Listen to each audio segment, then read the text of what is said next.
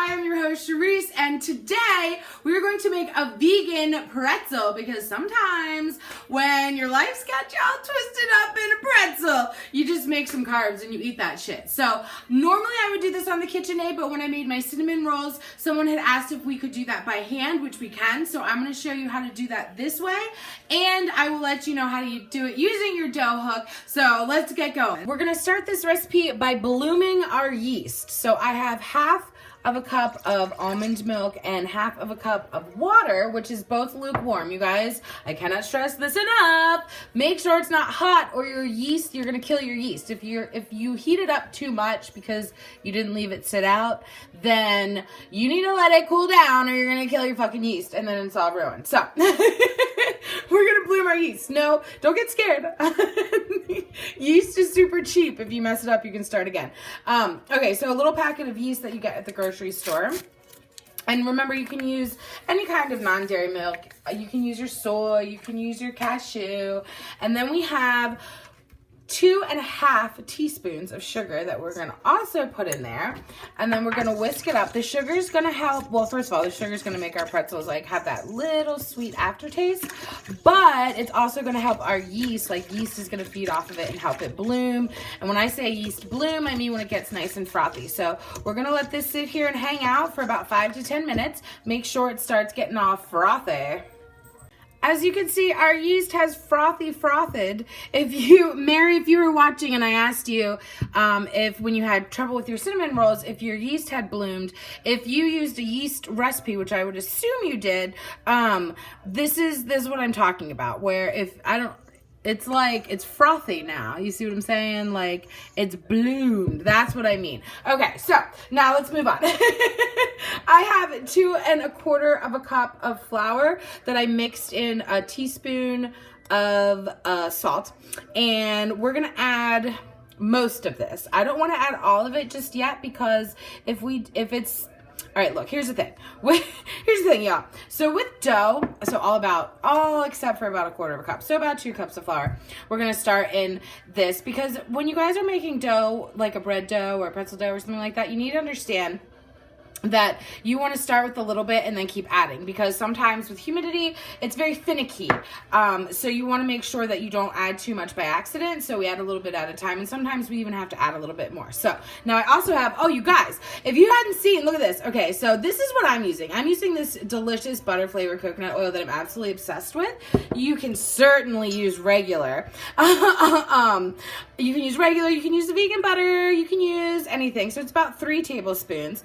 We're going to add that in as well. And what I did actually was I melted it, but then I brought it back up to room temperature, because what you have to understand is if something is hot, like with our milk and water, then we're going to kill our yeast, even though it's bloomed. So now we're going to stir this up with a spatula.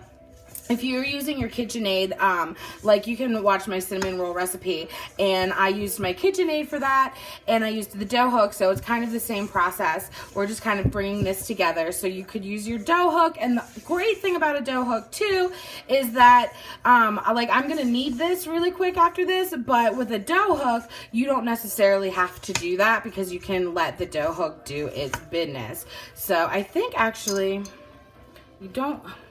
That actually might be good, to be perfectly honest with you. I don't know if I'm going to add this other, I don't think I'm going to add the rest of this. Okay, so we're going to knead this out. So I'm going to turn this out and take my ring off. We're just going to flour our surface with some of that flour that was left over.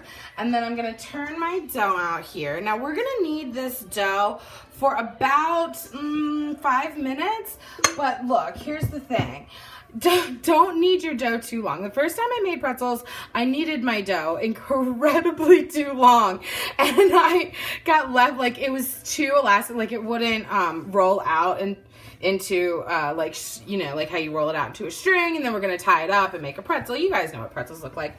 And I was trying to take my ring off, and I kneaded it too much. It wouldn't roll out. They kept just kind of shrinking back, and then I had just these blops, these like pretzel blops. Fucking tasted delicious, but they looked stupid as hell and weren't actually pretzels. So I don't know if you've ever kneaded before, but let me just show you. It's really easy. You just kind of take your dough and use the palm and kind of push, and then pull it up like this, push again, fold it in on itself, push down, fold it in on itself, push down, fold it in on itself, push down. See, now I'm getting a little bit more sticky, so now I'm gonna add some more flour. That way it doesn't stick to my counter. And you're just gonna knead, and I think actually, I don't even know if I would say 5 minutes, because I wanna say this is actually probably about done, because it's not, you can do like a gluten test. Oh no, it needs a little bit longer. I lie, it needs a little bit longer. What you wanna do is like, you wanna see like, you want it to stick together somewhat, right? Because you want to build up those glutens, but you don't want it to do it too much either. So a little bit more flour, just knead for 1 more minute. So if you're doing this in your KitchenAid again, it would already be done on your dough hook, and you guys are probably getting tired of me kneading, but I'm telling you, this is kind of an important part. It's really easy to do, and I just wanted you to see that, and then you have a little bit of an arm muscle, and I think... Oh, this dough feels real fucking good, y'all. And he just doesn't love playing with dough. See, now we're getting a little bit, okay. Glutens are building up a little bit, y'all. We're rolling and cruising. So we're gonna butter a bowl, and we're gonna stick this in there, and we're gonna let it rise for about an hour until it doubles in size. If your kitchen is like mine right now, and it's really cold because the weather doesn't know what the hell it wants to do, then you can turn your oven on warm and pop it in there and kind of let it rise a little bit quicker. It's almost like its own proofing drawer, I guess you would say. You guys watch a Great British Baking Show. Oh my god, I gotta stop talking. This is really long. Lightly greased bowl, pretzel ball. Just kind of pop it in there. We're gonna cover this up with wax paper or tea towel, and we're gonna let this double in size.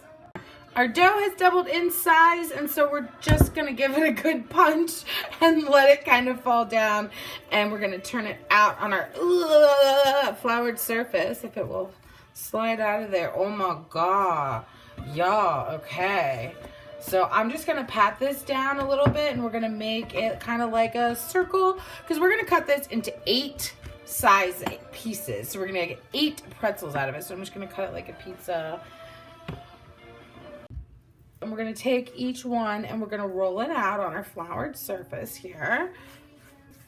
Okay, so now that we have this nice little long roll, we're just gonna have it in a U shape. We'll cross it over, and then flip it up. So when you turn it out like this, you got yourself a little pretzel. Kind of like push them in there, or else they're gonna, when we boil them or they're baked, they'll come apart. So you wanna make sure you get them stuck on there nice and good. I really want to try and do it the fancy way where they go like this. See, I feel like that works. You just have to like turn it out. Whoa, that's creepy. Whoa, see, I feel like that works. Kinda. I don't want to try and do the spinning thing again. It's like you spin it twice, like whomp, and then flip it up and pull it out. And you got a pretzel! You got a fucking pretzel! These are getting kind of little. I should just make them a little bit longer, probably. Okay, so let's do the way that it's easier to follow. So you take it, make a U shape, and then cross again, and then pull up, and then pull it out into your little pretzel. Merp. But every pretzel is unique. At least mine, because I'm not a professional. Okay, so the next thing we're gonna do when we have our boiling water, which I turned down once it started boiling a little bit, is we take our pretzels and we put it in the bath, and it kind of sinks to the bottom a little bit, but we want to make sure it's all the way covered, and then it's gonna kind of pop up to the top, but we're gonna let this sit in here for about 10 seconds, I would say. Maybe 20, depending on how hot your water is. But what this water bath does in the baking soda is it's gonna give that brown crystal color that we're looking for. Crystal, what the fuck? It's gonna give it that brown crust. Crystal clear crust. Okay, so as soon as they come out, you want to brush them with some butter, and by butter I obviously mean vegan butter, y'all, that you've melted. And I don't have a brush, So I'm going to spoon a little on, and I'm going to take this little spongy thing, and I'm just going to kind of make sure it gets all the way around it. We're going to do this on all of these, and this is where you could sprinkle some of your like rock salt or something like that on there. I'm not doing that because I don't want extra salt on mine, kind of cut down on a little bit of healthy something, right? You guys, we did it. We made soft pretzels. Okay, so let me see. Let me break this apart for you first. Like, look at that. Look at the bottom. Oh, girl. All right. I couldn't wait. It is fucking delicious. It's a vegan soft pretzel. Like, where can you go wrong, right? I showed you like the worst one too because I'm taking these to somebody's house for the hockey game soon. Go Caps! I don't even watch hockey. But anyways, you guys, full recipe, midnightmunchiesandmore.com. Make sure you like and subscribe. What else? Interact with me on social media. If you guys make my recipes, take pictures and send them to me. I want to see. I want your feedback. Thank you so much. I also want to say, just a side note, I wore this shirt for you guys today. If you do follow me on social media, you would see a post yesterday that so many of you were so kind in your words, and I really appreciate all your support and, you know, thinking that I am a nice person because that's what I go with and that I'm fun, and I really do genuinely love you all, and I want all of you to have delicious food. Like, this is why I'm sharing all of this for free, because it's just so good, and I want you guys to have the best. I want you guys to eat the best. I want you guys to be the healthiest, and I love you, and just thank you so much, and I will see you next time.